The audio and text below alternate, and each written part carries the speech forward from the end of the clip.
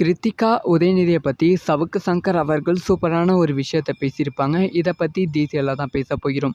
அதாவது கிருத்திகா உதயநிதி அவர்கள் ஒரு வீடு கட்டிட்டு இருக்காங்க. ஸோ ஏற்கனவே கீழே ஒரு வீடு இருந்திருக்கு. அதை கொஞ்சம் அட்வான்ஸ் பண்ணிட்டு இருக்காங்க.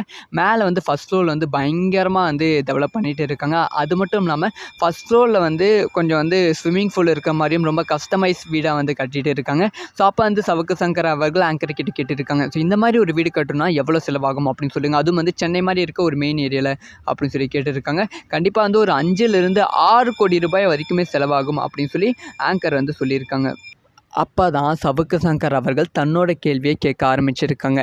ஸோ ஒரு 8 கோடி ரூபாய்க்கு வீடு கட்டணும்னா கிருத்திகாவுக்கு எவ்வளோ சம்பளம் வரும், எப்படி அந்த 8 கோடி ரூபாய் காசு கிருத்திகாவுக்கு கிடைச்சது அப்படிங்கிற கேள்வி கேட்டிருக்காங்க. கிருத்திகா வேறு ஏதாவது பிஸ்னஸ் பண்ணுறாங்களா அப்படின்னு சொல்லி கேட்டிருக்காங்க. அதுக்கு ஆங்கர் பதில் சொல்லியிருக்காங்க. அதாவது கிருத்திகா படம் டைரக்ட் பண்ணாங்களே அப்படி சொல்லியிருக்காங்க. அதுக்கு கிருத்திகா மணிரத்னம் கிடையாது. ஒரு படம் டைரக்ட் பண்ணால் அவங்களுக்கு 5 கோடி ரூபாய் சம்பளம் கொடுப்பதற்கு. ஸோ இந்த பணம் எல்லாமே இந்த ஊழலில் திமுக அரசு ஊறி போயிருக்கு. உதயநிதி சம்பாரித்த காசு, ஸ்டாலின் சம்பாரித்த காசு எல்லாத்தையும் அவங்க குடும்பமே பிரித்து எடுத்துக்குது. ஸோ இந்த மாதிரி ஊழல் தான் தொடர்ந்து நடைபெற்று கொண்டிருக்கு அப்படின்னு சொல்லி சவுக்கு சங்கர் அவர்கள் கிருத்திகா உதயநிதி மீது குற்றம்